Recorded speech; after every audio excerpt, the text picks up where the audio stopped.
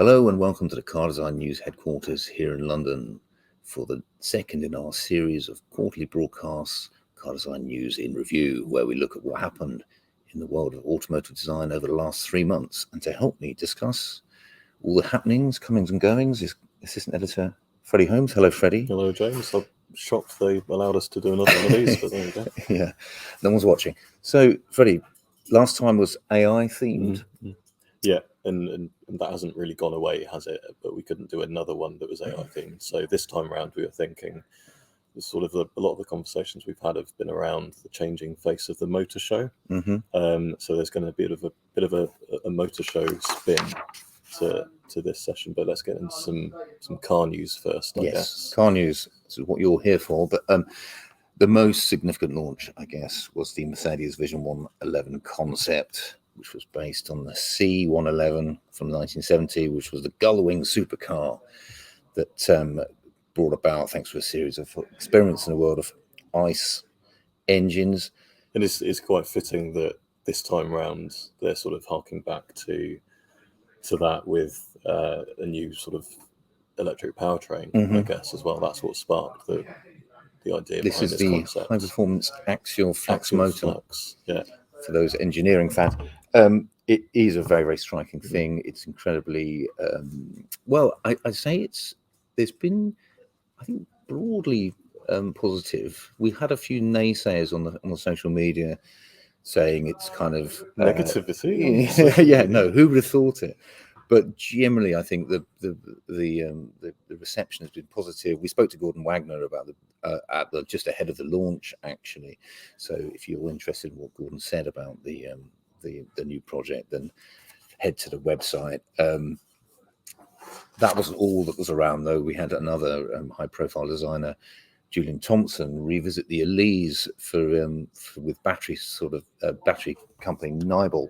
And if you dig back into the archives of CDN, this is something that he's wanted to do for a while by all accounts. I mean, we've got a story on there from 2014, I think, where he was talking about wanting to revisit the Elise. But this Nibel, I must admit, I don't know a huge amount about the company itself. It was an exercise, obviously, for them in showing their sort of high speed charging battery technology. He worked with Callum Design, which is obviously those two guys go way back, Ian Callum and Julian, but this was in Julian's sort of consultancy period, I suppose, between JLR and now is head of GM Advanced Design Europe. But yeah, no, that was a really interesting story. Again, we interviewed Julian about that to see what he had to say about his second go at the Elise.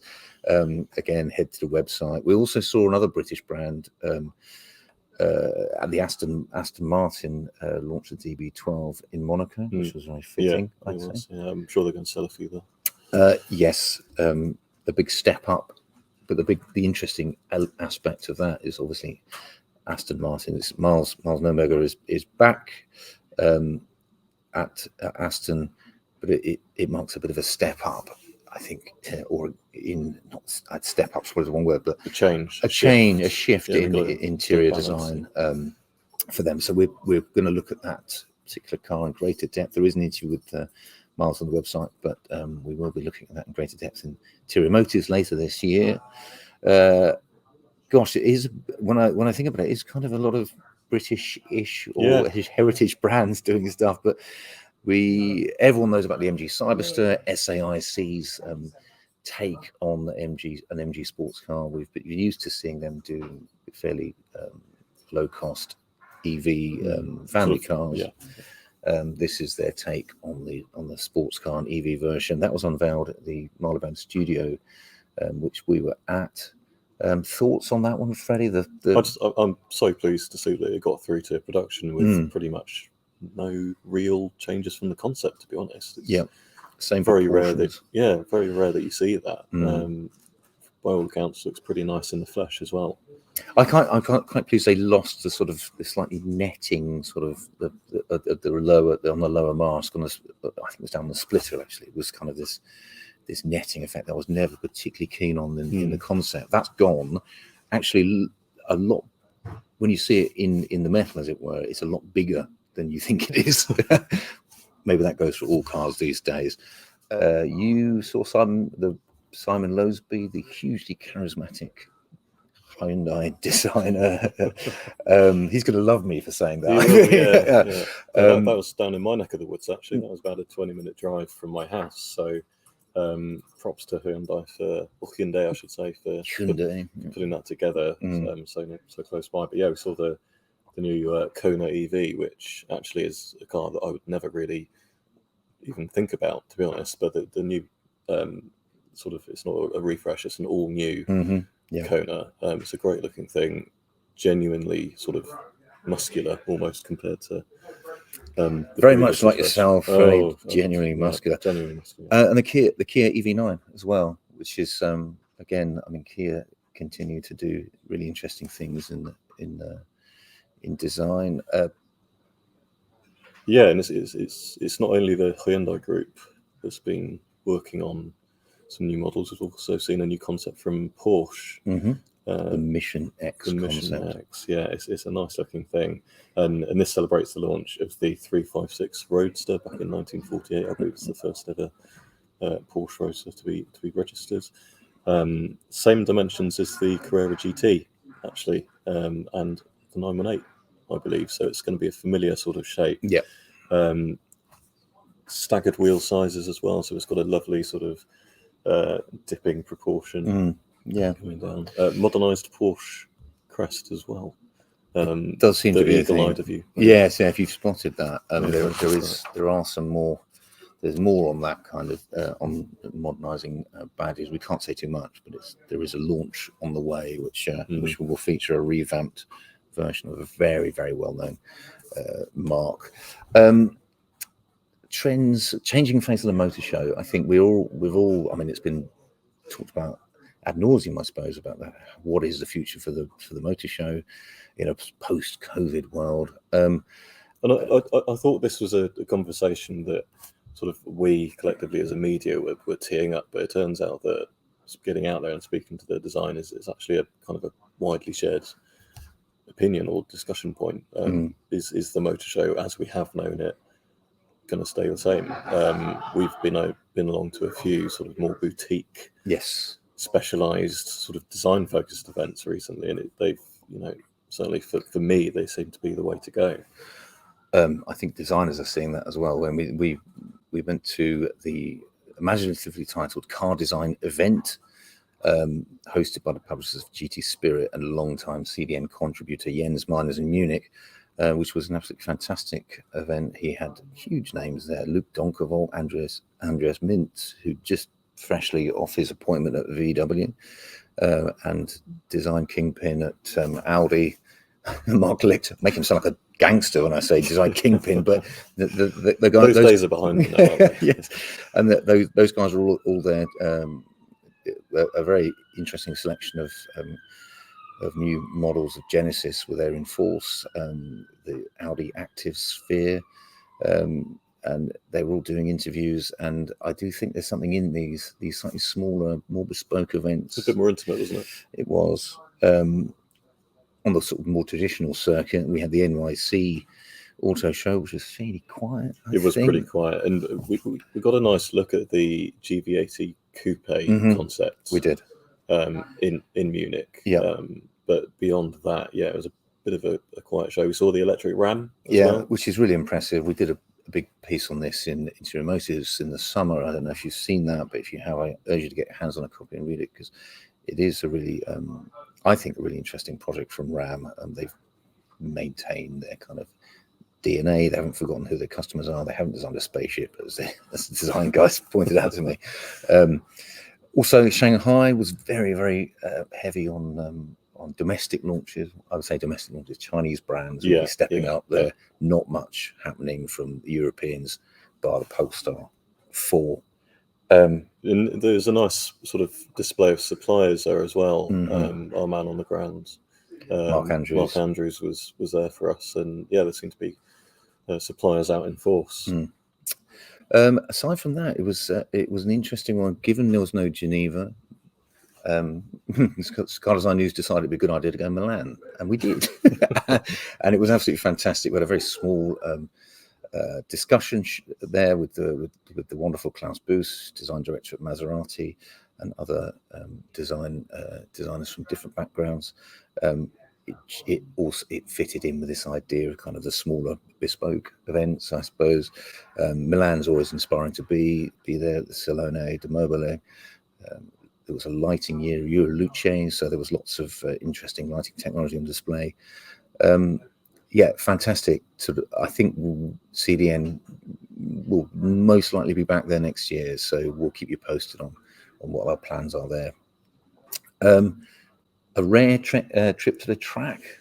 Yeah. SMMT Drive Day. We don't often do that. No, it's a bit of a rare one, a rare treat, I guess. But it was nice to get behind the wheel of quite a few different new cars in the space of a few hours. Really, it's quite rare you get to do that. I don't want to put words in your mouth, but maybe slightly a bit disappointed by some of the experiences towards the end of the day, because certainly we've come to expect pretty much every new car is either hybrid or battery electric, and you know, for good reason, really. But this started to feel a bit sort of senseless and a bit like sat in the same car over and over again in a way. Yeah, I think generally the general take from Freddie and I was that designers do need to work a lot harder on the experiential side of things, given this the idea of the characterful or the engine note is disappearing.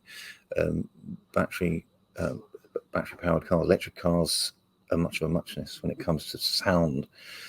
Designers need to probably, I'm sure they're all thinking about it, but it is something that we picked after comparing a contrast. Lots of kind of EV cars alongside ICE cars. There was something lacking in the sort of experience. Now, on something like the ID Buzz, it doesn't really matter. In fact, the ID Buzz was in a tremendous drive as an electric. Obviously, we had no concerns over range issues going around a very short couple of circuits on. But although you did give a Porsche 911 a run for its money, which is kind of hilarious. Yeah, no, that was quite hilarious. But yeah, I think when it comes to the more sort of the sports car end of things, I think there are opportunities to enhance that experience through some clever sort of wall design, I think.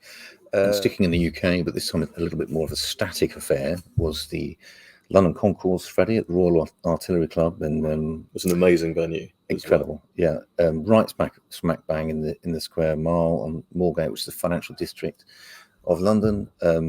It's rather anomaly, actually. There's this green space in the middle of these office tower blocks, but an amazing display of historic cars, contemporary cars, and yeah, some oddities, some unusual cars, namely the Chopin. Yeah, the show winner was something that neither of us had ever heard of before. The Chopin 926 CRP1 it's very catchy, but it was a one-off, I guess. So it's an incredible looking thing, really. And the Alpha 8C, which was it remains an absolutely stunning piece of design. It's kind of a reminder of, I guess, I don't want to say the decline or the fall from grace. No, not so much decline, but more kind of it's a halo car of the sort that Alpha hasn't done for a while, and it would be nice to have them sort of chance their arm again on something that isn't which feels a bit more like aspirational and a bit more of an indulgence. I don't know, but needless to say, that was Wolfgang Eggers was on a bit of a hot streak when that car was launched. He did an incredible job. Could do a bit more of that magic, I think, for the Alpha brand. So yeah, that's events. But you also went along to an event with Bentley, didn't you? I forget. Savile Row, exactly, which is a similar kind of affair to on a smaller scale the London Concourse, which the relationship between luxury, fashion, tailoring, and high-end car design has been well documented. But Bentley were there in force with Huntsman. That's a really lovely, charming event. You don't see a lot of launches there, but you do see some really nice collaborations. Also, a lot of dogs in the back of cars, which it's kind of the main attraction, isn't it? Which I'm a massive fan of. It's the crossover we want. Yes, exactly. We were talking about the changing face of the motor show. We're also seeing sort of evolutions in design practices, I guess. We see AI coming in, as we spoke about on the last quarterly review at length. So sort of on that track, we were thinking about how is the design process evolving. Clay modeling it keeps coming up as, you know, when you've got advanced studios pumping out cars in the space of 3.5 minutes. How does clay modeling fit in with that? Well, that's a really good question, and to try and answer it, we spoke to Harry Burgess, who's at Tata Motors, but he was the winner of the best clay modeler at last year's People Awards. Hugely skilled. And one of the loudest rounds of applause, I think. There was a huge cheer for it. I think clay modeling still has this kind of emotional appeal, which appeals to the sort of the inner artisan in all of us. Anyway, we spoke to Harry and got his thoughts on his craft, what it meant to win the award, and where he thinks the future of clay modeling may lie. I've tried all the software and I've actually enjoyed them. One of my favorite ones at the moment is Blender. I think probably the closest to sort of a live sculpture you can start to play with. But there's still limitations, it feels, as good as they are and how much they're adapting, that even once they're with VR goggles or on a screen or even milled out, there still seems to be limitations of where areas don't quite gel.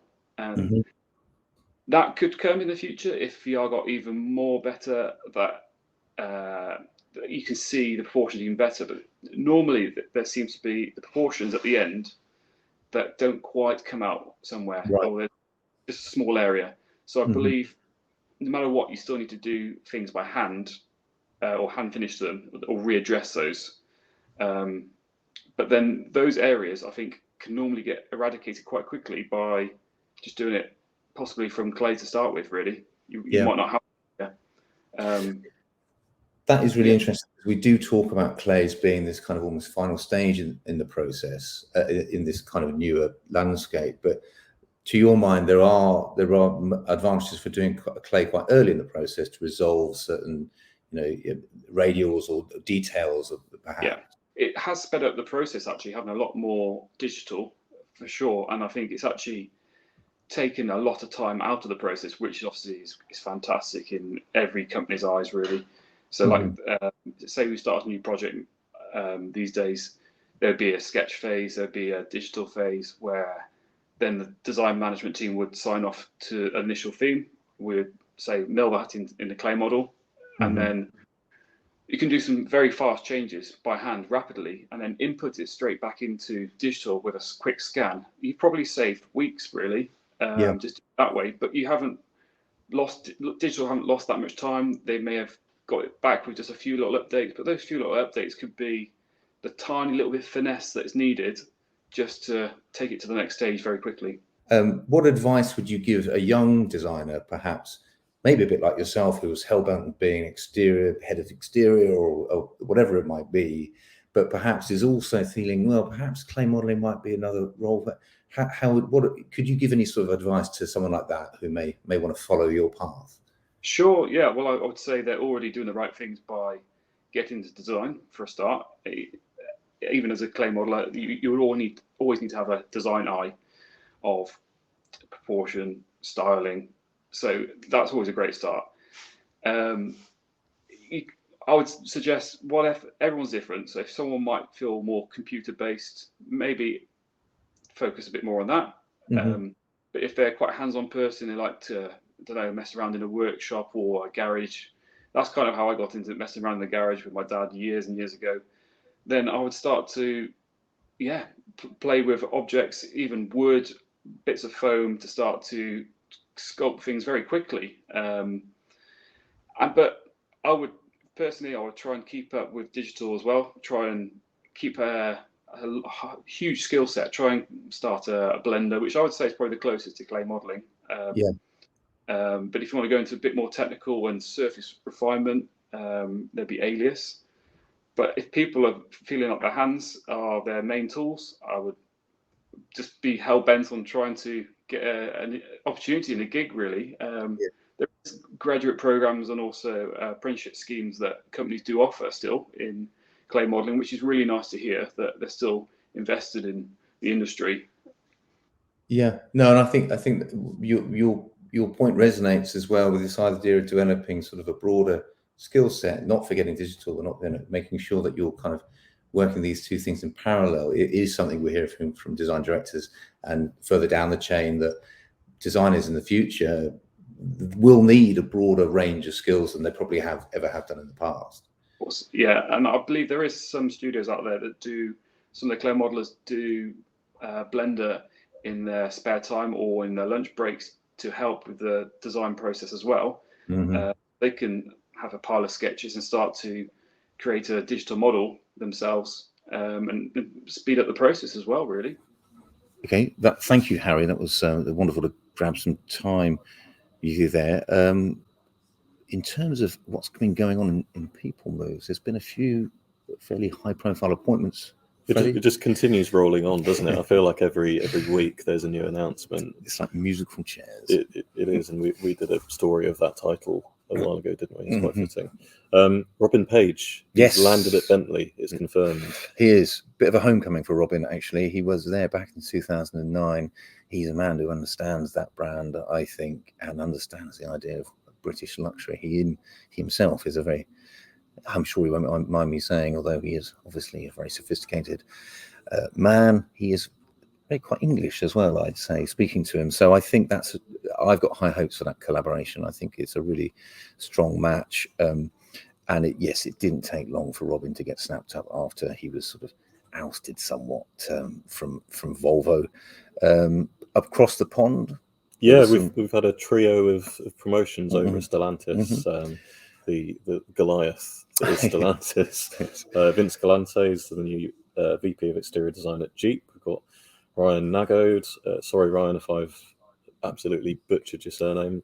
VP of I would correct you, but I don't know. No, you could try. But, and then Leandro Pinto as well, brought up, I should say, to be VP of Global User Experience. And then Kia's brought in John Buckingham from Faraday Future, but he's probably better known as a ex-BMW and Bentley fame. JC Pavone as well over in South America. Really happy to see that. He's worked with us in the past. That seemed to be a very, very popular appointment. He's been promoted to head up Volkswagen Design for the Americas. He was that's a big job. It's huge. And he's been the head of the Brazil Design Center for the last 7 years. And a word on Bentley's design director, Tobias Schulman, lasted 3 months before joining McLaren as chief design officer.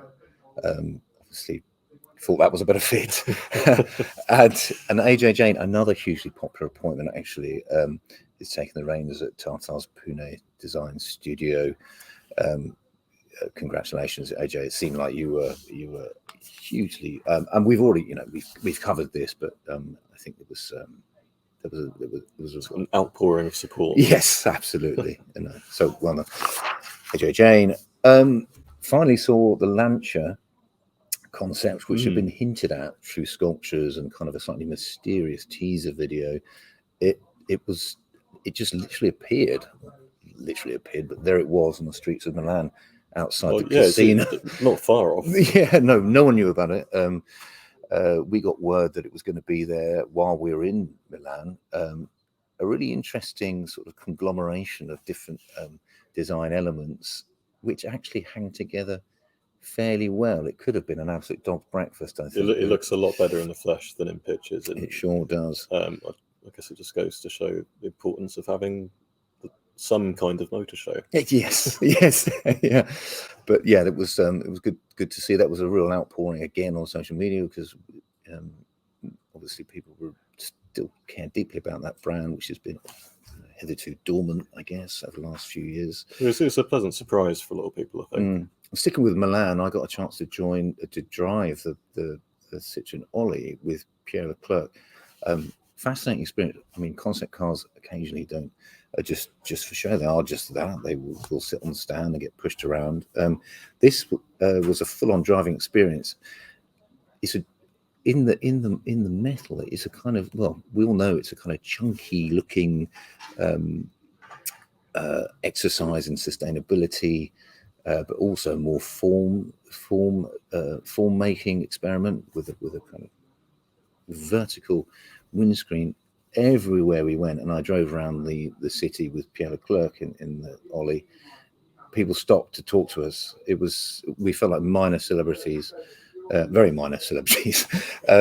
But yes, it really caught the imagination of the Milanese public. Now they are a Milanese public are very hard to impress from a design perspective, but it seemed like Pierre and his team had gone some way to impress a very discerning crowd with the Ollie.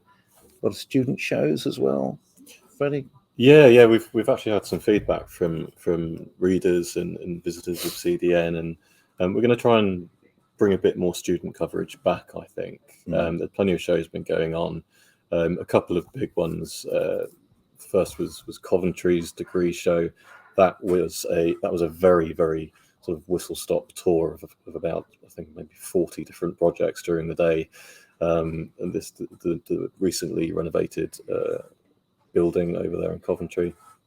There's some really interesting stuff there. In fact, one project involved a tank. Another one was based on sort of a dinosaur video game. But there were, I should say, sort of nice to see a lot of clay models as well. There's sort of a colloquially termed clay alley down one side where everyone seems to have sort of congregated their models. So that was nice to see. And then sort of in the middle of nowhere in Umeå, up at the heights of northern Sweden. Yep. Fantastic show put on there. Again, it's a bit more boutique. It's quite hard to get onto that course if I understand it correctly. I think there's maybe less than 10 on the transportation design course for this year, and that's sort of quite a high number as I understand it. But there's some really interesting stuff there, and the main takeaway for me was these guys are seemingly always getting some kind of OEM partnership involved. We saw partnerships with Mini, with NIO, with Toyota as well. So that was quite cool to see, actually. Yeah, that bridge into the world of professional work is often made by these kind of partnerships. So yeah, well, hats off to them for doing well, chatting to them on the day, saying, where do you want to go from here? What's your next step in the career? Well, they've already landed a job. So. Yes, exactly. So what's coming up, I guess, was, there's a lot coming up. Freddie, why don't you kick us off with what's coming up? Eagle-eyed viewers may have seen that we've got some layout behind us from last issue of Car Design Review, and we're going to be replacing those very soon. We're working hard on CDR10. It's coming together nicely, and it's a bit of a bumper edition because it's, as the name might suggest, it's the 10th anniversary. So we're going to try and cram in as much as we can. Yeah, that's going to be fantastic. Thank you to all the judges who are supporting that. We really appreciate it. It is, I suppose, the state of the nation of car design in book form, and we're hard at work putting that together.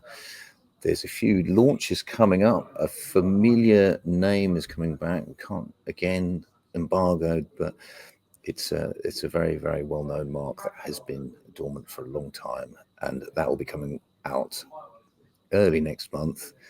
We're heading down to Goodwood. We are, yes. And looking forward to that. That should be good as well. We're expecting quite a few debuts there. It's almost becoming, the spot to launch. It is a new car, isn't it? I would say it is now the premier motor show in the UK. Speaking of motor shows, we're off to Munich for the IAA Mobility. We're partnering with Concept House, I'm sure you guys all know, for a program of events there, talks, discussions, workshops around the future of car design, new aesthetics, digital tools, CMF, some great speakers on board. There should be something for everyone, really. Absolutely. A bit of a pick and mix. Anko Lennartz, Max Massone, Martin Ulrich, Pierre Leclerc, Jennifer Kolstad, Martin himself, Martin Groschwald from Concept House. So that's going to be a bonanza, I think. We're really looking forward to that. Speaking of bonanzas, it's a good word, isn't it? Bonanza. The People Awards returns in December. We've extended the deadline, Freddie. Yes, we have. We We had to push it back. We saw plenty of applications still in the workings. We didn't just want to scrap them, so we have pushed it back a little bit further. There is still time to get your entries in. The standard has been incredibly high. I've been rifling about and seeing who's entered, and yes, so there is. You've got a bit more, and if you've submitted already, there is still time to go in and tweak or do another. Or do another, yes, depending on how ambitious you're feeling. And sandwiched in between the People Awards and the IA Munich is a special event that Cars News is doing with the Geneva Motor Show in Doha. Yes, they do a Qatari sort of leg of the Geneva Motor Show. Really putting the international in Geneva International Motor Show. Exactly, yes. They've paid particular attention to that part of the brief. We're going to do a few discussions around luxury and the future of the supercar, which feels very appropriate for that part of the world. And I think that is it. Yeah, we're going to be back in September, I guess, for the third issue, if we're given another episode. I've got the keys to the office, so they can't stop us. Yeah, exactly. We'll just break in like we did for this one. So. And yes, and that's it. If you want to read any of the stories that Freddie and I have discussed, register and subscribe to CDN. But until September, we'll see you soon. See you then.